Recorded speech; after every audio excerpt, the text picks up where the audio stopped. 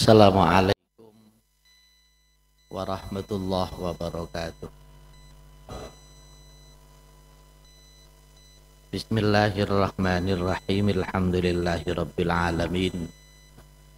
Wassalatu wassalamu ala sayyidina Muhammadin al-Fatihi lima ughliq wal khatimi lima sabaq nasiril haqqi bil haqq wal hadi ila siratikal mustaqim wa ala alihi haqqa qadrihi wa miqdarihil azim.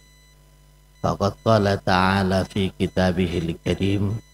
A'udzu billahi minasy syaithanir rajim. Bismillahirrahmanirrahim.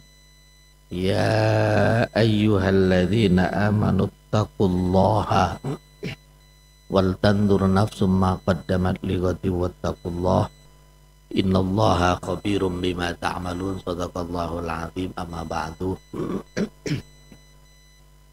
Ibu bapak jamaah yang dirahmati Allah subhanahu wa ta'ala, alhamdulillah pada kesempatan pagi ini kita dianugerahi oleh Allah sihah wal afiyah, sehingga mampu melangkahkan kaki kita menuju masjid ini dalam rangka memenuhi undangan Allah, melaksanakan ibadah sholat subuh berjamaah, lanjut iktikaf sejenak sambil mengkaji ilmu Allah subhanahu wa ta'ala. Semoga kajian kita di pagi ini selalu senantiasa mendapat ridho dari Allah subhanahu wa ta'ala. Ibu bapak jamaah yang dirahmati Allah subhanahu wa ta'ala, seluruh jamaah haji, calon jamaah haji di Indonesia, khususnya di Jawa Timur ini, sudah berangkat ke Mekah dan insya Allah tanggal 30 ini terakhir kloter. Semoga para calon-calon haji kita yang saat ini menunaikan ibadah haji diberikan kesehatan oleh Allah, mampu melaksanakan ibadah haji dengan tuntas, sehingga pulang mendapat gelar hajan mabruro. Amin Allahumma amin. Pada bulan Dzulhijjah itu ada dua peristiwa agung. Yang peristiwa agung itu berawal dari kisah Nabiullah Ibrahim. Pertama peristiwa haji, dan yang kedua peristiwa kurban yang dikenal dengan Idul Adha. Peristiwa haji itu berawal dari Allah subhanahu wa ta'ala memberi instruksi pada Nabiullah Ibrahim. Ibrahim, kata Allah subhanahu wa ta'ala, silahkan engkau membuat Ka'bah agar supaya hambaku, anak cucumu, salat mustaqbilal qiblah, tawaf keliling Ka'bah. Saat instruksi itu disampaikan oleh Allah subhanahu wa ta'ala kepada Nabiullah Ibrahim, Nabiullah Ibrahim tidak langsung menjawab ayyuah, na'am, ajal, iya, tidak. Di sana sempat ada dialog kecil antara Allah dengan Nabiullah Ibrahim. Nabiullah Ibrahim lapor pada Allah subhanahu wa ta'ala dalam dialog kecilnya, ya Allah, kami siap membangun Ka'bah, tapi dengan catatan satu, permohonan saya, ij'al hada baladan aminan. Jadikan negara ini ya Allah negara yang aman, agar supaya hambamu ya Allah, anak cucuku ya Allah, di saat sholat mustaqbilal Ka'bah, tawaf keliling Ka'bah di Mekah dalam keadaan aman.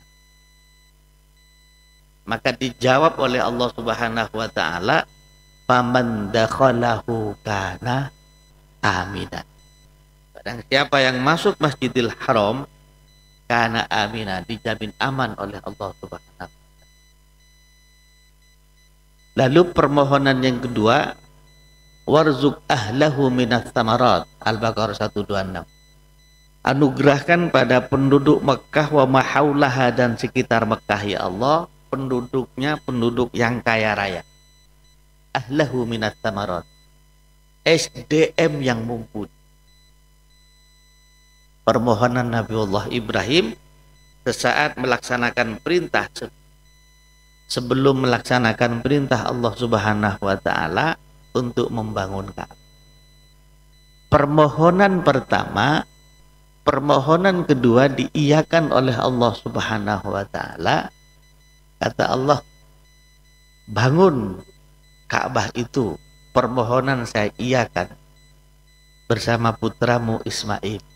Tapi ingat kata Allah Subhanahu wa taala, selesai pembangunan Ka'bah, Ka'bah sudah paripurna, ingat, jangan lupa wahai Ibrahim membuat laporan pertanggungjawaban LPG.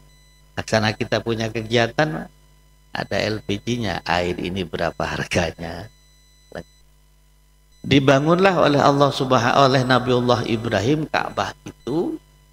Setelah selesai pembangunan Ka'bah, LPG-nya ialah Al-Baqarah 127. Wa id yarfa'u Ibrahimul qawaida minal baiti wa Ismail. Rabbana taqabbal minna ila akhiril ayat. Ya Allah, Ka'bah sudah kami bangun ya Allah bersama anak saya Ismail. Maka terimalah seluruh permohonan kami ya Allah. Kata Allah, laporan pertanggungjawaban diterima oleh Allah, tapi tugasmu belum selesai Ibrahim. Tugas yang kedua, pertama pembangunan Ka'bah sudah selesai. Yang kedua, atla ila jabali Abi Qubais. Ibrahim, silahkan engkau naik ke Jabal Abi Qubais. Lalu panggil seluruh anak cucumu, hambaku kata Allah Subhanahu wa taala, untuk menunaikan ibadah. Atas izin Allah, Nabiullah Ibrahim naik ke Jabal Abi Qubais itu, memanggil seluruh anak cucunya menghadap barat, timur, utara, dan selatan. Ayatnya adalah wa'adzin finnasi bil haji ya'tuka ila akhiril ayat. Tafsir ayat ini dalam sebuah referensi tafsir Qurtubi yang ditulis oleh Profesor Dr. Ahmad bin Muhammad Al-Ansari Al-Qurtubi. Tafsir ayat ini, saat Nabiullah Ibrahim menghadap barat, timur, utara, dan selatan, ayyuhan nas, wahai seluruh anak cucuku, kata Nabiullah Ibrahim, innallaha, sesungguhnya Allah Subhanahu wa taala, qad farada alaikumul hajjah, saat ini, detik ini Allah telah mewajibkan kepada engkau untuk menunaikan ibadah haji. Dalam rangka apa? Liyujizakum minal jannah, engkau akan diberi pahala surga. Dan yang kedua, wa yujizakum min adzabin nar, engkau akan diselamatkan dari siksa api neraka. Maka oleh sebab itu kata Nabiullah Ibrahim, fahajju, penuhi undangan Allah ini wahai anak cucuku untuk menunaikan ibadah haji. Fa'ajabah, lanjut tafsir itu, fa'ajabah, mereka menjawab. Siapa yang menjawab? Mangka nafi arhamin nisa wa aslabir rijal, mereka yang masih berbentuk nutfah, sperma, makanan-makanan yang di sawah, semua mereka menjawab. Jawabannya adalah labbaik Allahumma labbaik, kami penuhi undanganmu ya Allah untuk menunaikan ibadah haji maupun ibadah umrah. Faman ajabah, lanjutnya barang siapa yang menjawab panggilan Nabiullah Ibrahim atas perintah Allah Subhanahu wa taala, hajjah, maka dijamin insya Allah untuk menunaikan ibadah haji maupun ibadah umrah. Faman ajaba aktar, barang siapa yang menjawab aktar, lebih dari satu, labbaik Allahumma labbaik, labbaik Allahumma labbaik, labbaik Allahumma labbaik, maka hajja ala hasabi dzikrihi, mereka akan menunaikan ibadah haji sesuai dengan jawaban talbiyah. Maka atas izin Allah, wajarat talbiyatu hina dzalika, atas izin Allah, talbiyah itu dideklarasikan oleh Nabiullah Ibrahim di Jabal Abi Qubays. Jadi menunaikan ibadah haji ini adalah undangan Allah. Yang mengedarkan undangan adalah Nabiullah Ibrahim dari Jabal Abi Qubays. Sempat Nabiullah Ibrahim lapor pada Allah, ya Allah, mampukah suara saya untuk memanggil seluruh anak cucu saya seantero dunia ini, ya Allah? Apa kata Allah? Alaikan minkan nida wa alainal balag. Wahai Ibrahim, tugasmu hanya memanggil, yang menyampaikan itu adalah aku. Sama kayak sound system ini, Pak. Hari ini saya ngobrolnya di sini, tapi kedengarannya di sana. Minkan nida, tugasmu hanya memanggil Allah, aku yang akan menyampaikan ke seluruh dunia itu, antero dunia. Panggilan Allah. Menunaikan ibadah haji. Tahun ini ada suatu kebijakan, tahun ini mulai tahun 2024. Jamaah haji ada bahasa sekarang murur, Pak. Murur itu melintas, lewat. Jadi mereka tanggal 8 Dzulhijjah seluruh jamaah haji ditarik menuju Arafah. Seluruhnya ditarik menuju Arafah. Yang saat itu sistem mobil yang narik, yang menghantarkan jamaah kita, sistem taruddudi, motor searah jarum jam. Karena tidak ada yang ke sini harus ke sini. Satu. Sistem taruddudi itu pada tanggal 9 Dzulhijjah setelah wukuf di Arafah, mestinya jamaah haji itu mabit di Musdalifah lalu menuju Mina.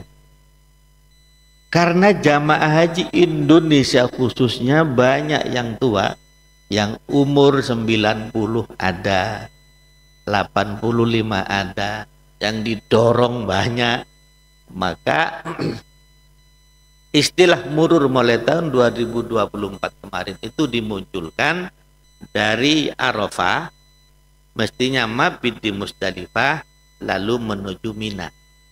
Maka tidak, setelah wukuf dari Arafah, mereka para jamaah ini sebagian besar yang sakit, yang sepuh, yang didorong, itu tidak mabit di Musdalifah, melainkan menuju langsung Mina.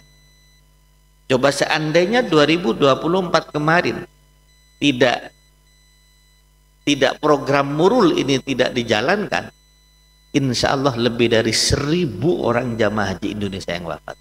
Kenapa? Karena mereka yang berangkat secara hitungan akal sudah sepuh-sepuh, sudah tua-tua. Jadi asrama haji sudah didorong. Maka program murur. Adapun bagaimana caranya jamaah haji itu ikut murur atau tidak, maka sebelum tanggal 8 Dzulhijjah. 8 Dzulhijjah itu kalau besok insya Allah tanggal 4 Juni, wukufnya tanggal 5 insya Allah hari Kamis. Maka jamaah haji sebelum tanggal 8 Dzulhijjah itu melalui ketua kloter, dokter kloter, kiai kloter di petani. Di petani mana yang sepuh, bla bla bla. Mereka dari 381 kloter itu, katakanlah misalnya ada 100 orang, maka 100 orang inilah nanti yang diangkut dari Arafah menuju Mina. Bagi mereka yang mententeng, apa mententeng ini ya? Wukuf mabit di Musdalifah itu wajib, monggo. Yang mententeng ya, ya pokoknya mententeng dah. Maka itu monggo ikut yang hukum wajib mabit di Musdalifah. Tapi bagi mereka yang sakit, bagi mereka yang sudah uzur, apalagi yang didorong itu, ambil yang sunnah saja, langsung menuju Mina. Pertanyaannya ialah, dari mana kerikil itu didapat? Panitia haji sudah menyiapkan kerikil ini di bus masing-masing. Bagi mereka jamaah haji yang program murur itu dari Arafah ini di bus sudah ada kerikil, sudah ada kantongnya model begini ini Pak. Kantongnya sudah ada isinya 100. Insya Allah lebih dari 70. Kalau lebih ya nggak usah dibawa pulang, kerikil aja. Kerikil. Jadi mereka sudah disiapin. Kerikil sudah disiapin. Tidak usah bawa juga dari Indonesia, karena nanti kita lewat program murur, kita tahu, saya sudah disiapin.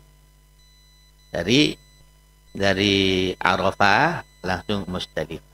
Maka 2024 kemarin lebih aman jamaah haji karena tidak mabit di Musdalifah, khususnya yang sepuh yang sakit.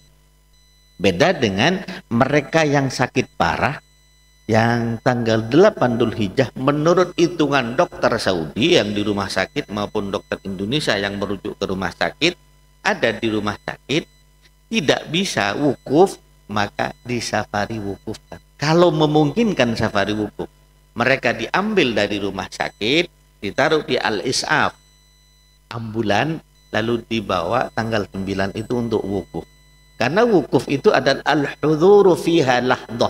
Yang penting hadir di Arafah, kendati pun sebentar, lahdah, lalu niat wukuf dikembalikan ke rumah sakit. Kalau memang memungkinkan, kata dokter, diangkat, dibawa oleh Is'af, mobil ambulan ke Arafah.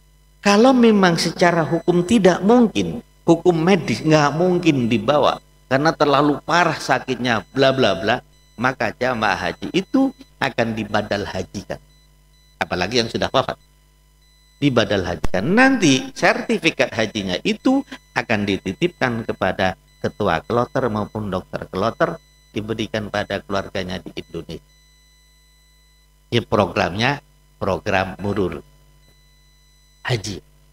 Yang kedua, Dzulhijjah itu ada peristiwa juga Nabiullah Ibrahim. Nabiullah Ibrahim itu, ibu bapak, lama tidak dianugerahi anak oleh Allah Subhanahu wa Ta'ala, sehingga doanya dalam Al-Quran surah As-Saffat ayat 100 itu, Rabbi habli minas salihin, ya Allah anugerahkan pada kami ya Allah anak yang salih sebagai pelanjut risalah di saat kami nanti wafat menghadap Engkau ya Allah. Doa itu yang dimunajatkan oleh Nabiullah Ibrahim, Rabbi habli minas salihin, Rabbi habli minas salihin. Ternyata doa Nabiullah Ibrahim itu diijabah oleh Allah Subhanahu wa Ta'ala, fabasyarnahu bighulamin halim. Allah beri kabar gembira kepada Nabiullah Ibrahim itu gulam Nabiullah Ismail, halim yang cerdas. Gulam, fabasyarnahu bighulamin halim, anak yang cerdas. Betapa senang, betapa suka, riang gembira seorang ayah, seorang ibu yang lama tidak dianugerahi anak oleh Allah Subhanahu wa Ta'ala, lalu dianugerahi anak oleh Allah Subhanahu wa Ta'ala. Senang, suka, cita, riang gembira. Tapi apa yang terjadi di saat Nabiullah Ismail sedang berumur 9 tahun? Ada yang mengatakan 13 tahun. Falamma balagha ma'ahu sa'yah. Tatkala Nabiullah Ibrahim Ismail umur 9 tahun, ada yang mengatakan 13 tahun, tafsir Sawi, syarahnya tafsir Jalalin. Di sana ada perintah dari Allah Subhanahu wa Ta'ala untuk menyembelih putranya Ismail sebagai kurban. Falamma balagha ma'ahu sa'yah. Nah, saat itu Nabiullah Ibrahim bermimpi, mendapat perintah dari Allah Subhanahu wa Ta'ala untuk menyembelih putranya Ismail. Tepatnya mimpi itu tanggal 8 Dzulhijjah, yang Dzulhijjah itu adalah tarwiyah. Tarwiyah itu adalah pikir-pikir, apakah ini betul kata Nabiullah Ibrahim, perintah dari Allah Subhanahu wa Ta'ala, atau mungkin bisikan setan. Mendapat perintah dari Allah lewat mimpinya, inni ara fil manam, wahai anakku, Abah semalam bermimpi ara fil manam anni adbahuka fandur mada tara. Perintah dari Allah untuk menyembelih engkau wahai anakku sebagai kurban, lalu apa pendapat? Ternyata keesokan harinya Nabiullah Ibrahim bermimpi lagi tanggal 9. Tanggal 9 Dzulhijjah itu Arafah, wukuf, tahu artinya bahwasanya ini betul-betul perintah dari Allah Subhanahu wa taala. Maka di saat Nabiullah Ibrahim faham, tahu bahwasanya ini perintah Allah Subhanahu wa taala, sang anak umur 9 tahun, ada yang mengatakan 13 tahun, itu Nabiullah Ibrahim dan Ismail diskusi. Suami, ayah yang solih, anak yang solih berdiskusi. Nak, semalam ayah bermimpi mendapat instruksi dari Allah Subhanahu wa taala, nak, untuk menyembelih engkau sebagai kurban. Fandur mada taro. Apa pendapatmu wahai anak? Kata Nabiullah Ibrahim, seorang ayah kepada ananda tercintanya. Apa jawaban sang anak yang soleh? Wahai ayah, kalau ini memang perintah dari Allah, kalau memang ini instruksi dari Allah Subhanahu wa taala, if'al ma tu'mar satajiduni insyaallahu minas sabirin. Laksanakan wahai ayah. Perintah Allah itu, satajiduni insyaallahu minas sabirin. Engkau wahai ayah akan melihat saya dalam keadaan sabar melaksanakan perintah Allah. Sepakat, Pak. Antara ayah dan anak sepakat, dibawalah si anak menuju Mina, tempat kurban. Di Mina itulah akan melaksanakan perintah Allah Subhanahu wa taala menyembelih putranya sebagai kurban. Di sana ada dialog kecil, Pak, antara Nabiullah Ismail bersama ayahanda tercintanya Nabiullah Ibrahim. Ada 6 permohonan anak dalam sebuah referensi Sahfatut Tafasir jilid 3 halaman 970 yang ditulis oleh Profesor Dr. Ali As-Sobuni. 6 permohonan. Permohonan anak yang pertama kepada ayahanda tercintanya sesaat sebelum disembelih itu, wahai ayah, usdud ribati hatta la at-taribah. Wahai ayah, ikat tangan dan kaki saya agar supaya saya tidak bergerak. Nabiullah Ibrahim di saat mendengar apa yang diminta oleh ananda tercintanya, laksana disambar petir di siang hari. Anak yang umur 9 tahun minta kepada ayahanda tercintanya, usdud ribati hatta la at-taribah. Ikat tangan dan kaki saya wahai ayah agar supaya saya tidak bergerak. Sang anak faham, ayahanda tercinta mulai ragu. Bayangkan anak disuruh sembelih, tapi sang anak lapor, matur pada ayahanda tercintanya, ayah, ini perintah Allah ya. Lalu Nabiullah Ibrahim menjawab, iya nak, akan saya laksanakan permintaan engkau wahai anakku. Sementara setan, Pak, mulai ngomong sama Nabiullah Ibrahim, Ibrahim itu anakmu, putramu satu-satunya, jangan kau laksanakan perintah Allah itu. Hingga akhirnya ada istilah jamarot, lempar jumroh. Setan itu yang dilempar oleh Nabiullah Ibrahim. Jangan. Yang kedua, permohonan yang kedua dari seorang anak yang soleh umur 9 tahun tadi itu, yang kedua adalah waqfuf tiyabaka li'alla yantadiha 'alaiha syai'un min dami fatarahu ummi fatahzan. Ayah, sing-singkan lengan baju ayah. Anak umur 9 tahun, Pak, yang minta. Ayah, sing-singkan lengan baju ayah agar supaya darah yang keluar dari leher saya tidak kena baju ayah. Kalau nanti kena baju ayah, saya khawatir ayah pulang, fatarahu ummi, nanti ibu melihatnya, melihat darah itu ayah. Kalau ibu melihat darah itu, cipratan darah kena baju ayah, fatarahu ummi fatahzan, saya khawatir ibu sedih wahai ayah. Kalau ibu sedih juga saya khawatir ibu tidak ikhlas melepas kepergian saya menghadap Allah Subhanahu wa taala. Makin berkobar Nabiullah Ibrahim. Darahnya dingin, darahnya panas Nabiullah Ibrahim. Ayah, ingat ini perintah Allah. Sang anak menyampaikan, ya ini perintah Allah wahai ayah. Iya nak, permohonan engkau nak akan saya sampaikan kepada ibundamu wahai ayah. Akan saya laksanakan. Yang kedua. Yang ketiga, permohonan sang anak pada Allah Subhanahu wa taala, haddis safrataka wahai ayah, tajamkan pisaunya. Permintaan sang anak yang umur 9 tahun, sesaat sebelum disembelih, tajamkan wahai ayah pisaunya.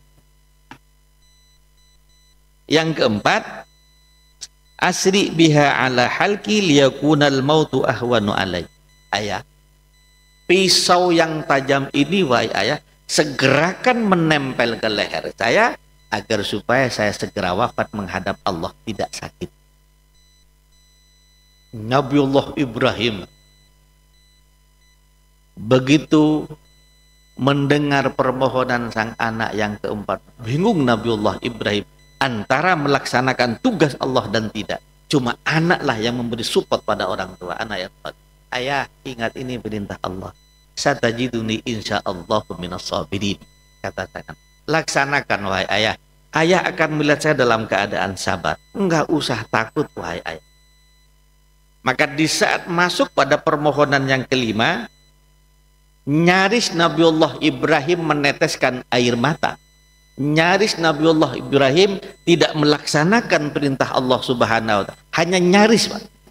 Dengan permohonan Nabiullah Ismail yang kelima, wa idza ataita ummi fakriha minni yassalam. Wahai ayah, di saat engkau nanti pulang lalu bertemu dengan ibunda tercinta, sampaikan salam takdim saya, salam takdim, salam hormat ananda tercinta kepada ibunda tercinta, bahwasanya putranya Ismail sudah menghadap Allah duluan.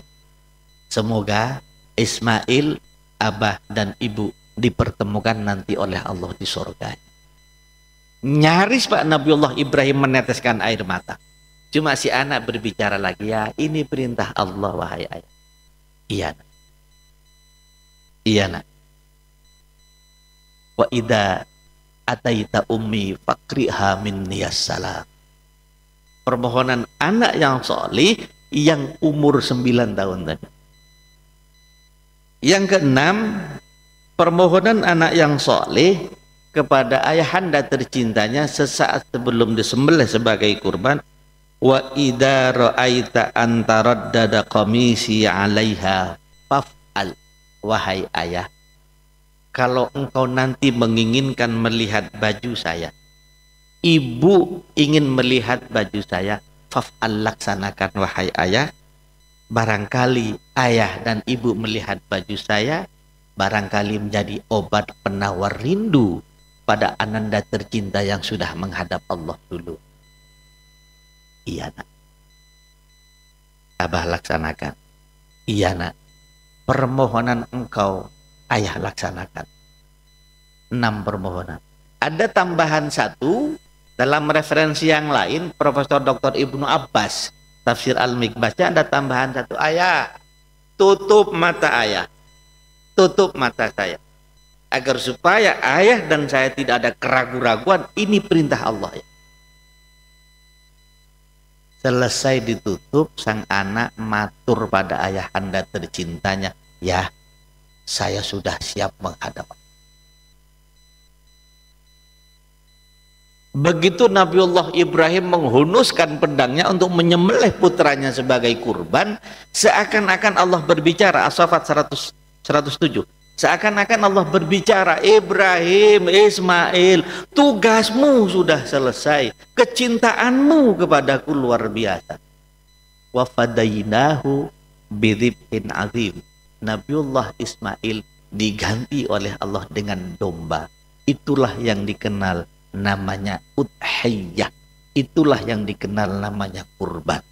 Profesor Dr. Said Sabiq Beliau menulis dalam sebuah referensi fikihnya, Fiqhul Islam Fiqh Sunnah jilid 3, kurban itu ialah ismun lima yudbahu minal ibili wal baqari wal ghanami yauman nahri wa ayyamat tasrik taqarruban ilallahi ta'ala. Ialah hayawan, onta, sapi dan kambing yang disembelih ayyamat tasrik. Ayyamat tasrik itu adalah yauman nahr, tanggal 10. Tanggal 10 insya Allah besok itu hari Jumatnya insya Allah, Idul Adha. Ayyam yauman nahr wa ayyamat tasrik, termasuk juga tanggal 11, 12, 13 yang dikenal dengan hari tasyrik. Dalam rangka apa? Taqarruban ilallahi ta'ala, dalam rangka mendekatkan diri pada Allah subhanahu wa ta'ala. Kurban. Coba seandainya Nabiullah Ismail tidak diganti oleh Allah dengan domba, wa fadainahu bidibhin azim, maka insya Allah kita giliran, Pak. Gilir. Diganti oleh Allah, wa fadainahu bidibhin azim, diganti oleh domba, maka beruntung bagi kita yang dianugerahi rizki lebih oleh Allah untuk berkurban, untuk kita, untuk suami, untuk istri, untuk anak. Wa fadainahu bidibhin azim. Ini adalah lambang bagi kita, panitia kurban, di saat menyembelih kambing atau sapi, hewan kurban, ya diikat yang tajam pisaunya biar tidak sakit hewan kita yang disembelih. Segerakan. Maka dalam fikih itu bagi mereka yang menyembelih kurban ada 5 hal. Pertama, baca basmalah. Yang kedua, baca sholawat. Yang ketiga, baca takbir. Yang keempat, mustaqbilal kiblah, menghadap kiblat, baik hayawan yang disembelih maupun yang menyembelih. Mustaqbilal kiblah. Dan yang terakhir, baca doa. 5 hal ini dalam fikih bagi mereka yang menyembelih. Takbir. Maka wa ayyamat tasyrik, mereka calon mereka jamaah haji yang ada di Mekah tanggal 11, 12, 13 posisinya masih ada di Mina. Di luar Mekah disunahkan selesai sholat zuhur, asar sampai subuh, tasyrik 11, 12, 13 disunahkan untuk takbir. Beda dengan Idul Fitri, karena ini masih ada tasyrik 11, 12, 13. Bagi jamaah haji ada nafar awal, nafar tsani. Gelombang pertama, gelombang 2. Kalau gelombang pertama 11, 12 setelah melempar jumrah itu pulang menuju hotel, tinggal persiapan menuju Masjidil Haram untuk menunaikan tawaf haji maupun sa'inya. Kalau gelombang 2, 11, 12, 13 setelah melempar jumrah pulang menuju hotel, maka tinggal persiapan menuju Masjidil Haram untuk menunaikan tawaf haji maupun sa'inya. Maka lengkap sudah.